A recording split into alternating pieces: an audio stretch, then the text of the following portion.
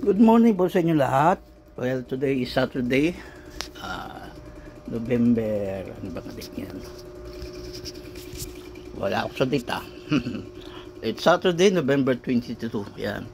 Time check. Ayan, 5:15. So, nagising tayo past 2 AM. So, ito po ang aming sala area na i-convert ko bilang dining area para sa binabalak naming lugawan. So ayan, dami ko pang gamit. May mga amplifier ako dito, second hand for sale. Benta ko na lang ng bagsak presyo para ma-dispose, para malinis. Ito yung aking box ng mixer. So before, nagpapa-arkila tayong sound system. Ngayon hindi na masikaso, kaya ayan, nakatambak na lang.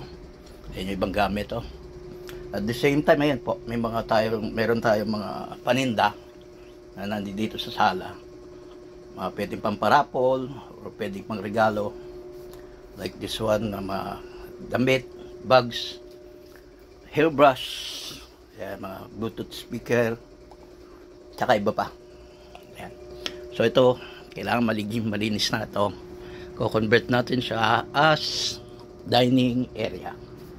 Maglalagay tayo ng mesa rito na nakahang kabilaan para medyo maluwag, kaya siya iahang. Then ito, i-close natin tong kitchen para may privacy at saka yung nagluluto. At the same time, sa labas maglalagay ako ng lutuan ng lugaw para tipid sa kuryente o tipid sa gas. It's either ito, gagamit tayo ng Kalandi use oil. So ito, naglagay na kami ng kurtina to avoid mosquitoes at saka mga langaw na magagalit sa labas. So magnetize siya, madali makapasok. Ayan, mga gamit na tayo pa dito na kailangan natin linisin at i-dispose.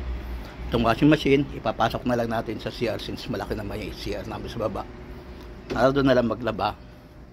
At yung mga sampay, bawal na magsampay dito susunod kasi mauusukan lang. So ayan yung labas. Ang tatawagin kong name ng aming lugawan is The Cage, kasi ayan, may kulungan sa labas kasi, at saka parang kulungan na tuloy yung itsura ng bakod ko. Ayan guys, sundan nyo lang po ako sa aking journey kasi sa totoo dumadaan po kami ngayon sa crisis. So kailangan gumawa ng paraan para makabawi. Kindly support me, i-like nyo po yung video at kung pwede share nyo na rin. Magandang umaga po sa inyo lahat.